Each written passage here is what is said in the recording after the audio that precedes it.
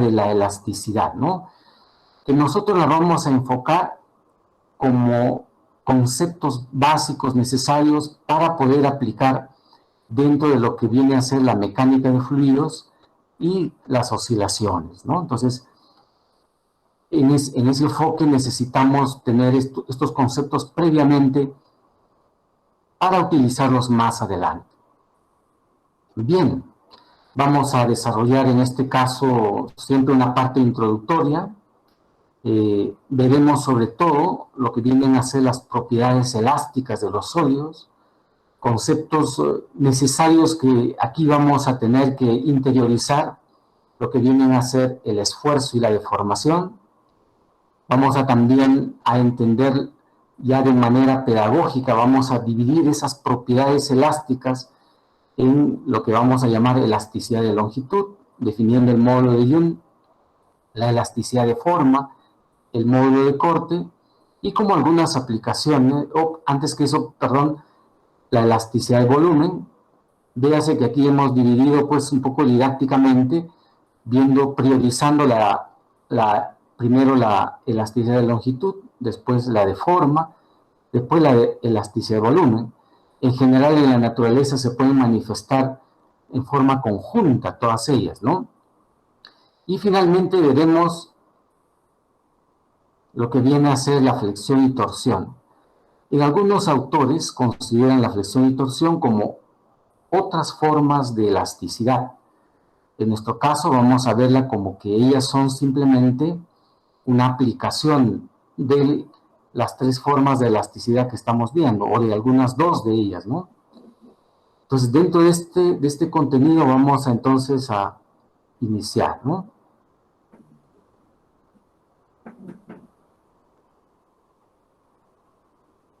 En general encontramos en nuestras diversas aplicaciones, ¿no? Como estamos viendo ahí las viviendas, los puentes, las paredes, los aviones incluso, en las diversas aplicaciones que hacemos, no solamente las que están relacionadas a ingeniería, sino en general, por ejemplo, en la televisión, en una silla, una mesa, lo que se pretende es desarrollar estructuras.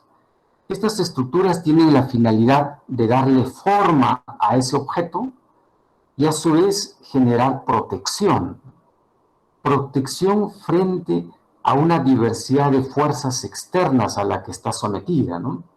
Usualmente una estructura puede estar sometida, por ejemplo, a la acción de fuerzas externas como la del viento, que son permanentes, continuas, periódicas, o puede también estar sometida a fuerzas externas como relacionadas a los sismos o microsismos, a la presencia de cargas vivas, como llaman ustedes, cargas muertas, etc. De manera que esa estructura, aparte de darle forma, como estamos mencionando, también sirve de protección para resistir la acción de esas fuerzas externas. ¿Correcto? De manera que, en el caso de ingeniería civil, el interés de diseñar una estructura como una vivienda lleva pues a saber y a conocer cómo es que el material que se usa en esa estructura puede soportar o de qué manera ese material reacciona frente a esas fuerzas externas. Entonces, para entender el comportamiento de ese material a las fuerzas externas, necesitamos desarrollar estos temas que se conocen como elasticidad. Entonces, ese es nuestro marco. Esperamos pues un poco en este capítulo comprender sobre todo ese aspecto, de qué manera los materiales reaccionan o interactúan con las fuerzas externas, ¿no? De forma interna sobre todo.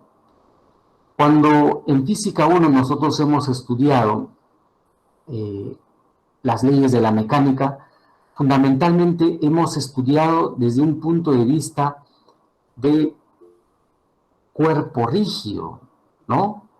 Entonces, en este aspecto, como mecánica, por ejemplo, aquí estamos mostrando una barra. Si esta barra está sujeta a fuerzas como el que ilustramos, fuerzas que están actuando, extendiendo ese objeto. Entonces, ahí podemos evaluar, por ejemplo, la resultante de fuerzas, ¿no? La resultante de fuerzas es 0, y si ellas son axiales, o sea, están actuando estas fuerzas en la misma línea de acción, la suma de momentos es 0. Entonces, ese objeto, mecánicamente, decíamos, se encuentra en equilibrio.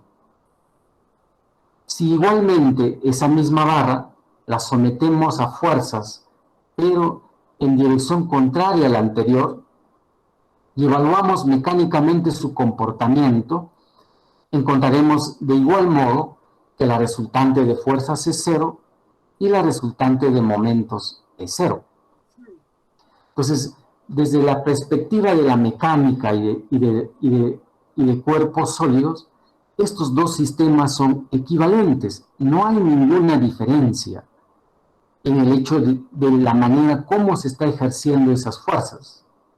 Pero, sin embargo, internamente, esa barra no es equivalente cuando se aplica una fuerza como en el primer caso y en el segundo.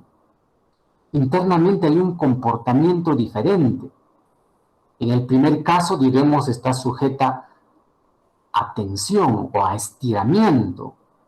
Y no es lo mismo la manera de resistencia de un cuerpo a estirarse que un cuerpo como el de abajo que estaría sujeta a contracción, ¿no? Entonces, internamente hay comportamientos diferentes. Entonces, en la mecánica de cuerpo rígido que hemos estudiado en Física 1, no nos ha preocupado todavía ese comportamiento interno. En cambio, en este tema de elasticidad sí nos va a interesar ya la manera de cómo el material actúa internamente y esas diferencias que podamos encontrar en estos casos, ¿no? Bien, entonces, en general, si recordamos, un cuerpo rígido es un sistema de partículas en donde si tomamos en cuenta dos puntos de ella cualesquiera, la distancia entre esos dos puntos va a permanecerse constante, no obstante estar sujeto a la acción de fuerzas externas sobre ella, ¿no? O sea, la presencia de esas fuerzas externas no altera las distancias relativas entre un par de puntos que podamos tomar al interior de ese sólido. Entonces, en otras palabras, podemos decir que un cuerpo rígido es simplemente un cuerpo indeformable. Pero, ¿realmente existirán estos cuerpos indeformables? En la realidad, todos los cuerpos, en mayor o menor grado, modifican sus dimensiones ante la acción de las fuerzas externas, ¿no? Entonces, algunos lo harán tal vez con mayor facilidad que otras, pero finalmente, en la realidad, todos los cuerpos se deforman. Entonces, la idea de cuerpo rígido ya ha sido solamente un concepto inicial para poder desarrollar algunas leyes de la mecánica, ¿no? En este caso, entonces, vamos a evaluar o vamos a estudiar en todo caso cómo son esas deformaciones de los cuerpos ante la presencia de estas fuerzas externas, ¿no? Se puede entender que en muchos casos estas deformaciones pueden ser microscópicas, pero no obstante sus influencias pueden ser importantes en las aplicaciones que corresponden, ¿no? Entonces, en general, como vemos acá una estructura, mecánicamente todo este sistema está en equilibrio. La resultante de fuerzas y momentos sobre este sistema mecánico como un todo es 0.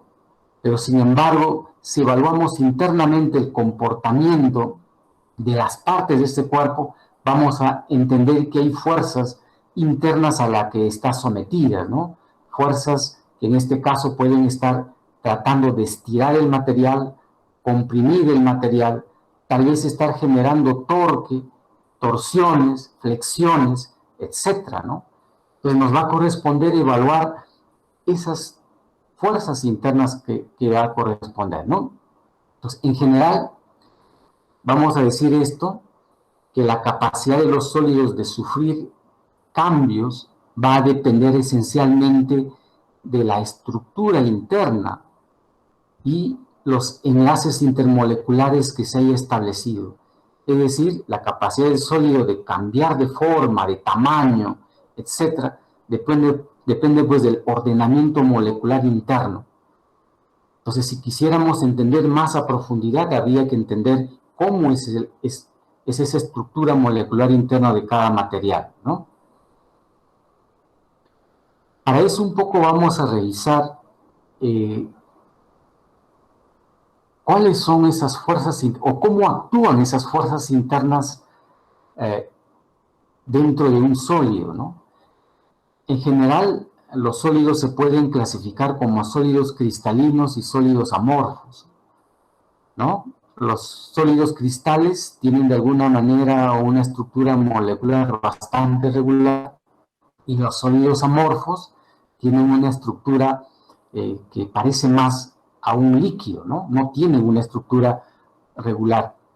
Acá vamos a guiarnos un poco en esto de los sólidos cristalinos, que en general son la mayor parte de los cuerpos, ¿no? Entonces, mostramos acá de qué manera depende la fuerza entre dos moléculas de un sólido en relación a la distancia que los separa. Entonces, vamos a encontrar esencialmente que cuando entre dos átomos o moléculas, dependiendo cómo sea la sustancia, si es molecular o atómica, entonces si tomamos dos moléculas de ese sólido, y de acuerdo al gráfico, cuando la separación entre ellas es R sub 0, de acá R sub 0, que corresponde a este punto de la gráfica, R sub 0 quiere decir que las fuerzas intermoleculares es cero, la fuerza entre ellas es cero, entonces se encuentran en un estado de equilibrio, ¿no? Cuando la resultante de fuerzas es cero, entonces se encuentran en equilibrio. Este R sub 0 es la separación intermolecular que en general está en el orden de 10 a la menos 10 metros, ¿no? Cuando esa separación corresponde a este valor, entonces se encuentran en equilibrio. ¿Qué ocurre si separamos estos átomos o de algún modo se separan ellas? El R aumenta y puede notarse en el gráfico que cuando el R aumenta, las fuerzas intermoleculares son negativas y en el caso que sean negativas se consideran fuerzas atractivas. O sea, esto significa que cuando tengo dos moléculas, las separo más allá de la posición de equilibrio, aparecen entre ellas fuerzas atractivas que se oponen entonces a la separación de estos átomos o moléculas según corresponda, ¿no? Y si juntamos de manera tal que esa fuerza entre las moléculas disminuya a la posición de equilibrio, a la R sub 0, entonces observamos acá que va a haber la presencia de fuerzas repulsivas.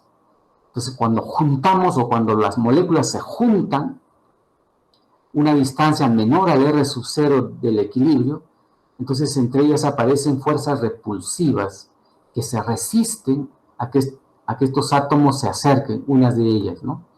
Entonces, en esta manera de comportarse los átomos, vamos a encontrar entonces, la explicación a muchas de las propiedades elásticas de los materiales, ¿no?